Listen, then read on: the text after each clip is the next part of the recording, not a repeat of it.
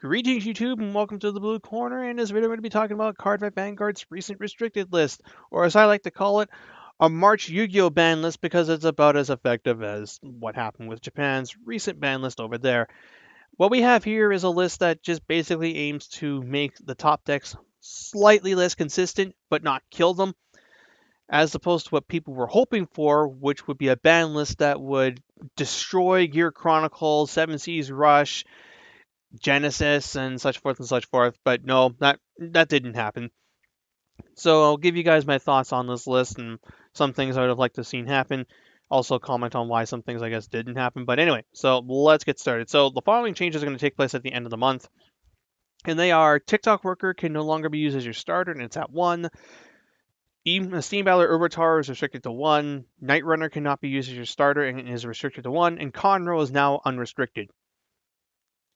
That's nice. I mean, the card's been on the ban list forever, and honestly, it could have come off a while ago. Like, we have much more powerful starters than Conroe, although admittedly, Conroe is still very good. Being able to search out your Strategist, your Perfect Guard, the Log, your Overlord Searcher slash the new Conroe. There we go. The new Conroe searching out Conroe is actually kind of hilarious.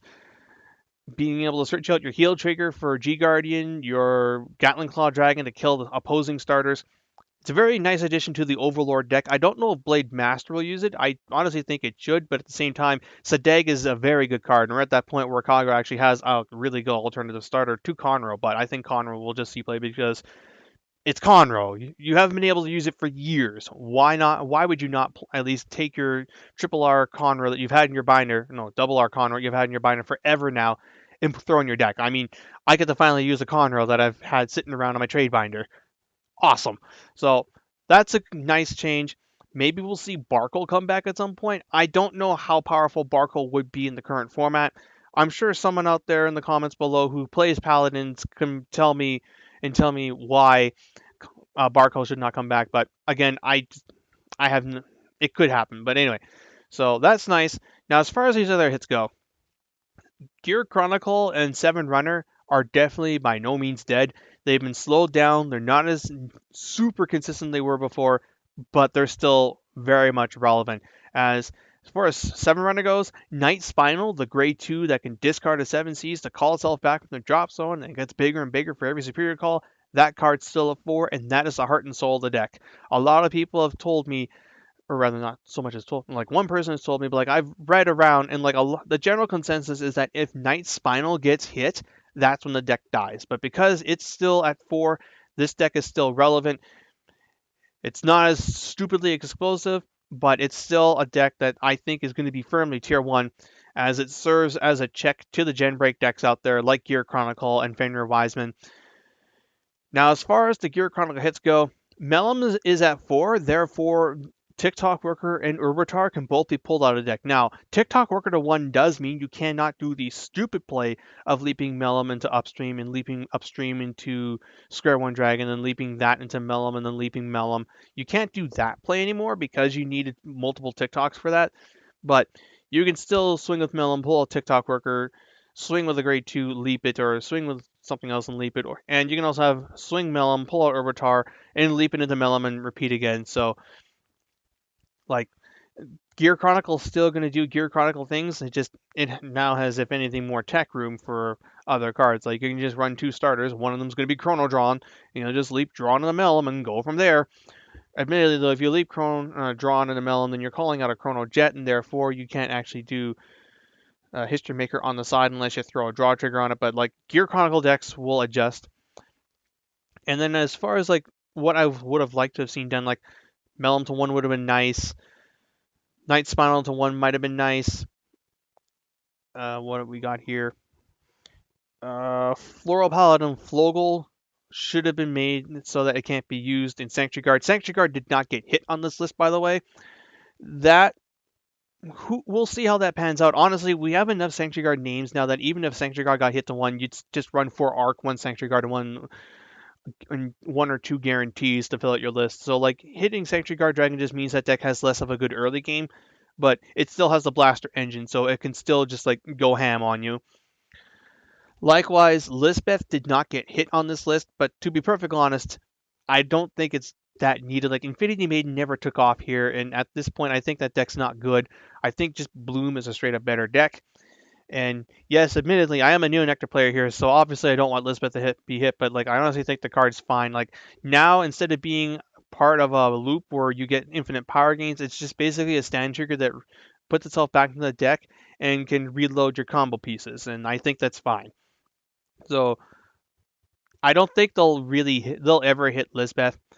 Like if anything, Maiden at Daybreak might be the more likely card to get hit because it pumps up your rear guards to even bigger power while also cycling itself back in.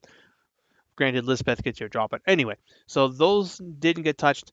And like the one thing I really do feel like they missed was a hit to Genesis because Fenrir Wiseman is still around, and if anything, its counters became weaker.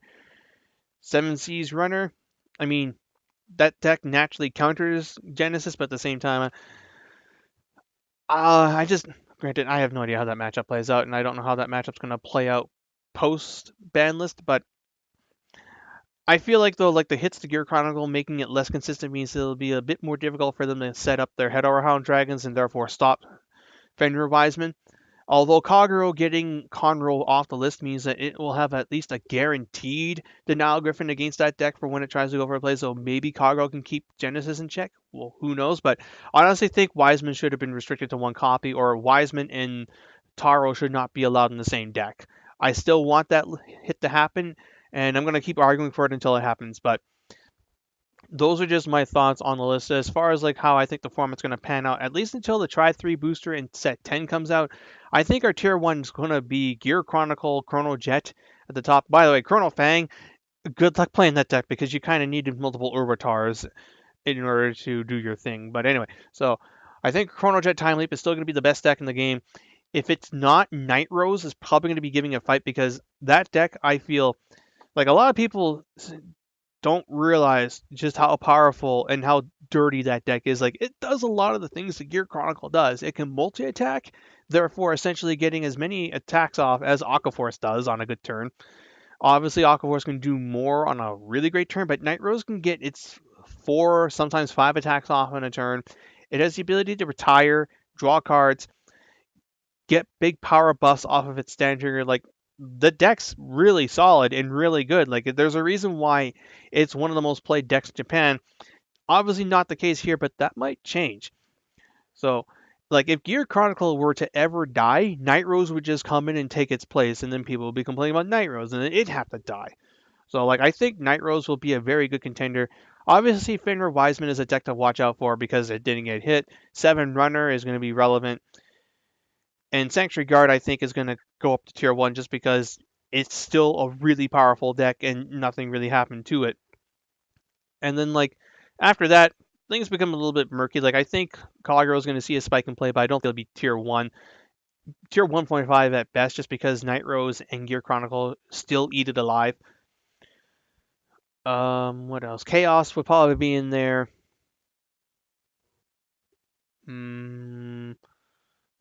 Great Nature, there we go.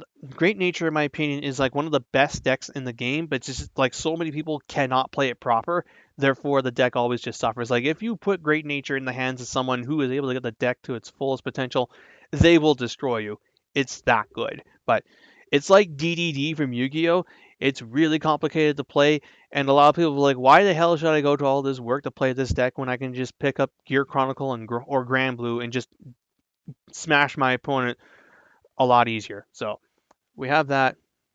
What else is there? Luard, I think, is a tier 1.5 deck. Like, it's a good deck. It's just like the other Paladin deck does its job better. And I think that's going to be like what our like the top cut of the format's going to be. And then like when any of these decks I just mentioned don't top, that's going to be where you see the things like Vanquisher, Victor, traditional 7 Cs, the random Tachikaze top, Angel Feather. So that's how I think our meta is going to be until the next couple sets drop, and then we'll see what set 10 brings to the table. Set 10's looking like it's going to be very good. Nova Grapplers, I think, will jump up to tier 1.5, maybe even tier 1, depends. We still don't know what the new Victor does, but I think it's going to be a very good card. At least if the Blau support is any hint, and like that's something that's probably going to jump from tier 2 to like well, tier 3 to tier 2, and that's frightening because like they're actually doing it right with that deck, not like with what they did with Eradicators. So we'll see how that turns out. But anyway, those are my thoughts on the restricted list for Vanguard. I hope you guys enjoyed it and give me your opinions on what you think they should have done. Obviously, they could have done a lot more, but oh man, I feel like I'm saying the same thing with this ban list like I'm saying with like set 9 Naras, but at least it's better than nothing.